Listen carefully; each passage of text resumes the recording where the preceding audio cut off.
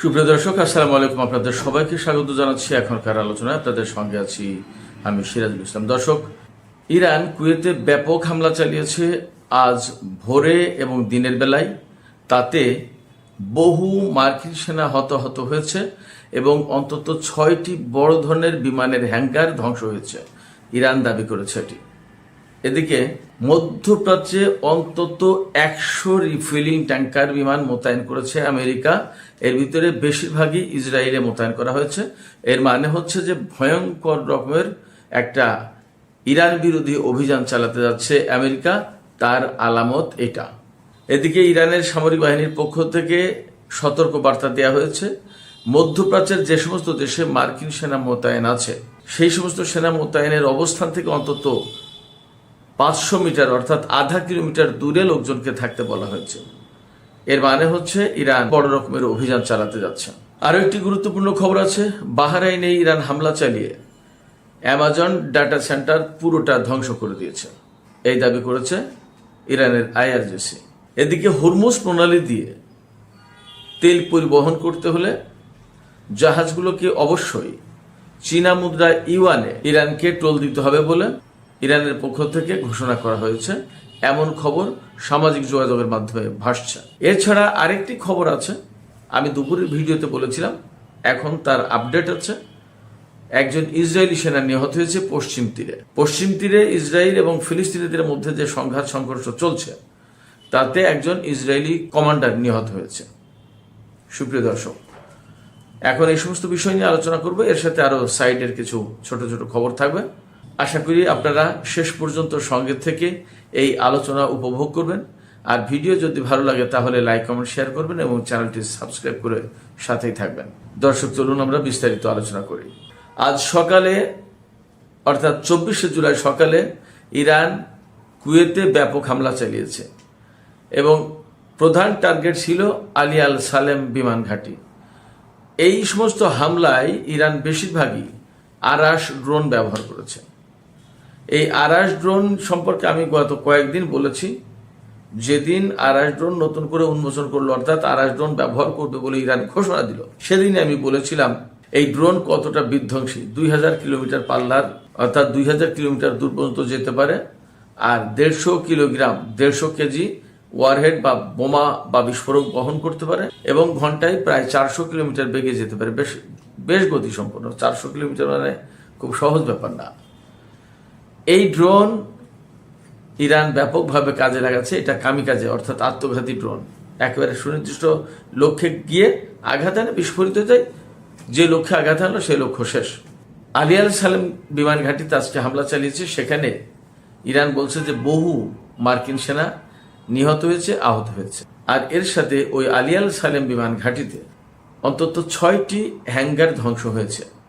সেখানে ড্রোন ছিল নাকি বিমান ছিল পরিষ্কার না, বাট সম্ভবত বিমানের হ্যাঙ্গার। এটা যেহেতু বিমান ঘাঁটি এবং আলী আল সালেম বিমান ঘাঁটিটা কুয়েতে আমেরিকার খুব গুরুত্বপূর্ণ বিমান ঘাঁটি, সেখানে বিমানের হ্যাঙ্গারই হওয়ার কথা। 6টি বড় বড় হ্যাঙ্গার ধ্বংস হয়েছে। বড় হ্যাঙ্গার মানেই একটা হ্যাঙ্গারে 3-4টা করে যুদ্ধ বিমান থাকতে পারে। তার মানে কুয়েতে আজকে ভালো রকমের ক্ষয়ক্ষতির মুখে পড়েছে মার্কিন সেনার, এটা পরিষ্কার। এরপরে একইভাবে বাহরাইনের আমাজন ডেটা সেন্টার, আমেরিকার খুবই গুরুত্বপূর্ণ ডেটা সেন্টার, এই ডেটা সেন্টারে ইরান আজকে আবার নতুন করে হামলা চালিয়েছে এবং এবার ইরানের পক্ষ থেকে বলা হয়েছে যে এই ডেটা সেন্টার একদম কমপ্লিটলি ধ্বংস করা হয়েছে, একদম শেষ। তার মানে মধ্যপ্রাচ্যকে কেন্দ্র করে আমেরিকা এই যে সাইবার, তারপরে ডিজিটাল এবং এই সমস্ত ডেটা ক্লাউড, এই সমস্ত গুগল, কত কিছুর যে কেন্দ্র করে তুলেছিল, যোগাযোগ নেটওয়ার্ক সৃষ্টি করেছিল, এগুলো কিন্তু এখন সব ধ্বংস হয়ে যাচ্ছে, ঝরে ঝরে পড়ছে। এদিকে আমেরিকা গত রাতে খার্গ আইল্যান্ডে, ইরানের যে খার্গ আইল্যান্ড, যেখানে তেলের প্রধান কেন্দ্র, তেল রপ্তানির প্রধান কেন্দ্র যে দ্বীপ, এই দ্বীপে ইরান হামলা চালিয়েছে এবং সেখানে একটি বেসরকারি অর্থাৎ একদম বেসরকারি বিমানবন্দর, সেই বেসরকারি বিমানবন্দরে হামলা চালিয়েছে। সেখানে 4টি হেলিকপ্টার ধ্বংস হয়েছে। এই হেলিকপ্টারগুলো কমপ্লিটলি বেসামরিক কাজে ব্যবহার করা হতো, বিশেষ করে সাগরে কোনো সুবিধা অসুবিধা বিপদ আপদে পড়লে তাদের উদ্ধারের জন্য এই হেলিকপ্টারগুলো ব্যবহার করা হতো। এই হেলিকপ্টারগুলো ধ্বংস করা হয়েছে। এটা আরেকটা বাজে নজির স্থাপন করেছে এমনটা দাবি করেছে ইরান এবং এর প্রতিবাদ জানিয়েছে। বেসামরিক স্থাপনা, বেসামরিক জিনিসপত্র লক্ষ্য করার তো কোনো মানে নেই। এদিকে ইরান আমেরিকার মধ্যে যে হামলা পাল্টা হামলার ঘটনা প্রতিদিন ঘটছে তা তো আমরা সবাই দেখছি। এই অবস্থায় ইরান হামলা জোরদার করেছে, তাও আমরা দেখছি।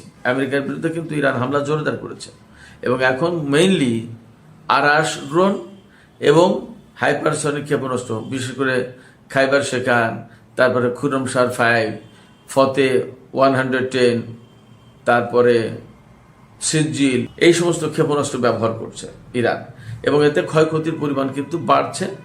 এবং মোটামুটি এই কয়েকদিন যা বুঝতে পারছি আমি, যা দেখা যাচ্ছে তাতে মধ্যপ্রাচ্যের মার্কিন ঘাঁটিগুলো একদম শেষ করে দেওয়ার ব্যবস্থা করেছে ইরান, যাতে এই অঞ্চলে মার্কিন সেনারা আর থাকতে না পারে, ফিরতে না পারে। মূল টার্গেটটা কিন্তু এইটা। এবং ইরান এই যে হামলা চালাচ্ছে সেটা আমেরিকাও বুঝতে পারছে, তার জন্য পাল্টা কিছু ব্যবস্থা নিয়েছে, আমি পরে আসছি। তো এই যে হামলা জোরদার করেছে, এর প্রেক্ষাপটে আজকে ইরান সতর্ক বার্তা জারি করেছে পারস্য উপসাগরীয় এলাকার যত দেশে মার্কিন সামরিক ঘাঁটি আছে বা মার্কিন সেনা মোতায়েন করা আছে সব দেশের জন্য।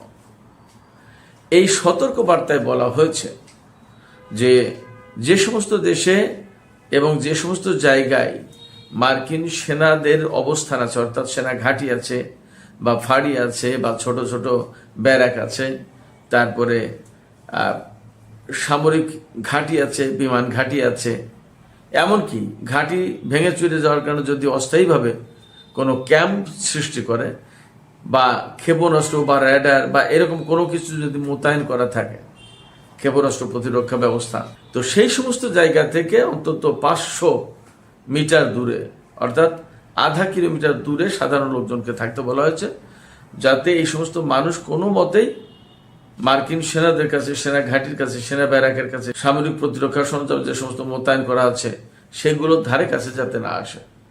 তাতে মনে হচ্ছে যে ইরান আজকে থেকে হয়তো নতুন করে তাদের অভিযানের মাত্রা বাড়াবে এবং কোথায় কোথায় কি কি আছে না আছে সমস্ত সবকিছুর উপরে হামলা চালাবে।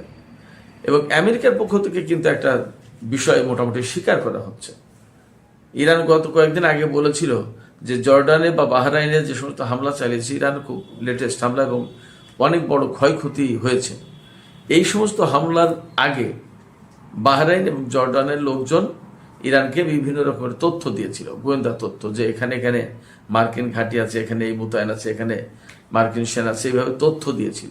পশ্চিমা গবেষকরা, বিশ্লেষকরা বলছেন যে রাশিয়ার কাছ থেকে, চীনের কাছ থেকে যেমন স্যাটেলাইট তথ্য বা স্যাটেলাইটের সমস্ত সুবিধা পাচ্ছে, তার চেয়ে বড় কথা ইরান তাদের নিজেদের সূত্র থেকে এবং তাদের নিজেদের গোয়েন্দা শাখার লোকজনের মাধ্যমে, তাদের সাথে যুক্ত বিভিন্ন দেশের লোকজনের মাধ্যমে ইরান তথ্য পাচ্ছে এবং খুবই অ্যাকুরেট তথ্য পাচ্ছে। এবং সেই তথ্যের ভিত্তিতে ইরান মার্কিন সামরিক বাহিনীর উপরে, মার্কিন ঘাঁটিগুলোর উপরে, মার্কিন সামরিক স্থাপনার উপরে হামলা চালানোর সুযোগ পাচ্ছে।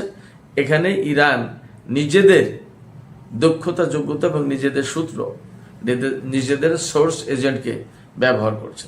এরকম একটা প্রেক্ষাপটে মার্কিন সেনারা, আমার বিশ্লেষণে, মধ্যপ্রাচ্যে এই মুহূর্তে অনেক বেশি কঠিন অবস্থা পার করছে, কঠিন সময় পার করছে।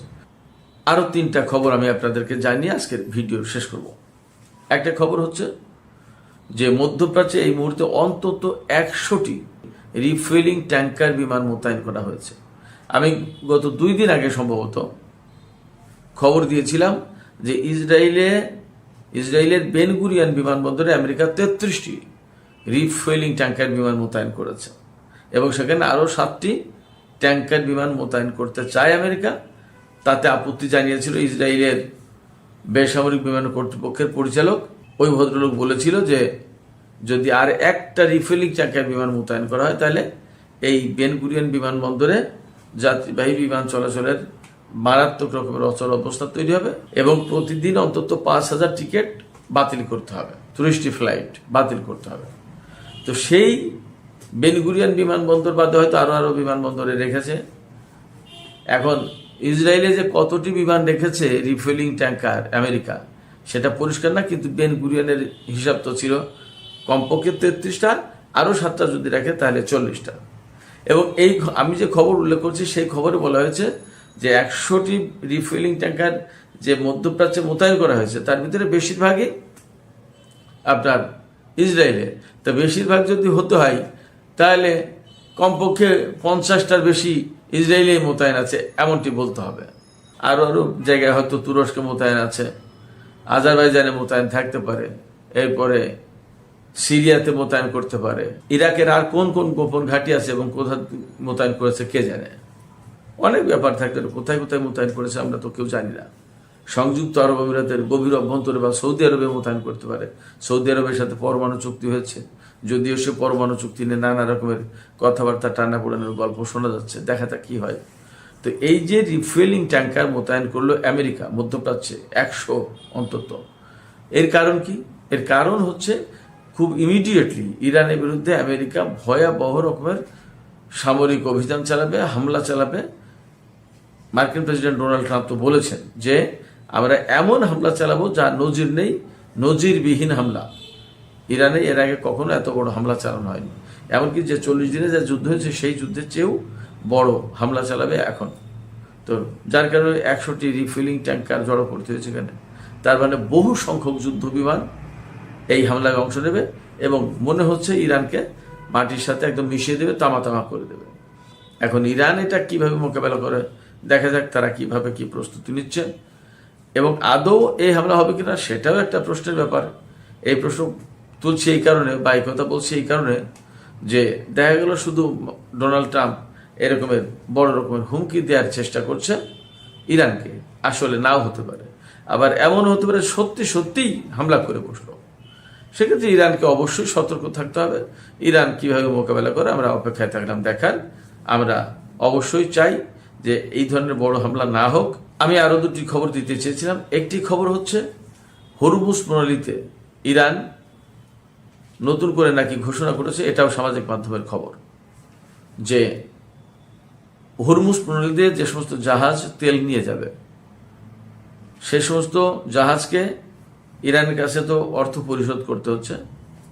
তো এই অর্থ চীনা মুদ্রা ইউয়ানে দিতে হবে, ডলারে দিলে হবে না।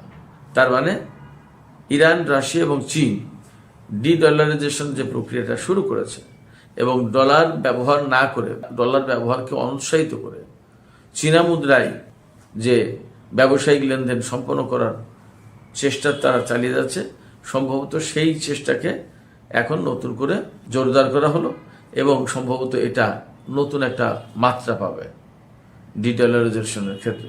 দেখা যাক আসলে কতটুকু সফল হয়।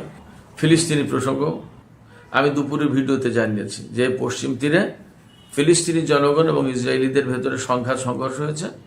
সেখানে সংঘর্ষের সময় ইসরায়েলি সেনারা সরাসরি ইসরায়েলি বসতি স্থাপনকারীদের পক্ষে দাঁড়িয়ে ফিলিস্তিনিদের উপর গোলাগুলি চালিয়েছে এবং সেখানে 4 ফিলিস্তিনি নিহত।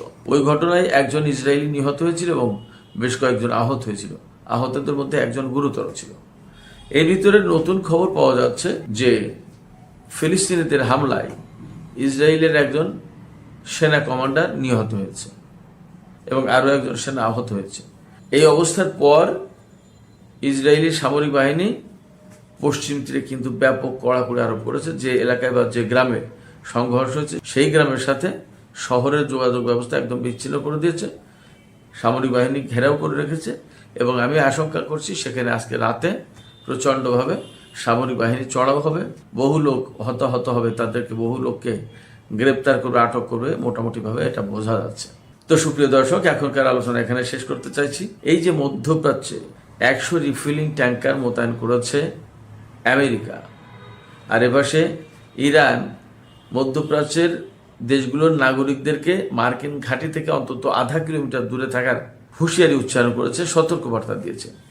এই দুটো খবর থেকে কি আমরা ইরান এবং আমেরিকার মধ্যে ভয়াবহ রকমের সংঘাতের কোনো আলামত বা সম্ভাবনা বা আশঙ্কা আমরা অনুভব করছি কিনা? আপনাদের কি মনে হয়? আপনাদের মতামত কমেন্টে জানাতে পারেন। আর ভিডিও ভালো লাগলে আবারও বলি, লাইক কমেন্ট শেয়ার করবেন এবং চ্যানেলটি সাবস্ক্রাইব করে সাথেই থাকবেন। দর্শক, এখনকার আলোচনা এখানে শেষ করতে চাইছি। আপনারা সবাই অনেক অনেক ভালো থাকুন। আল্লাহ হাফেজ।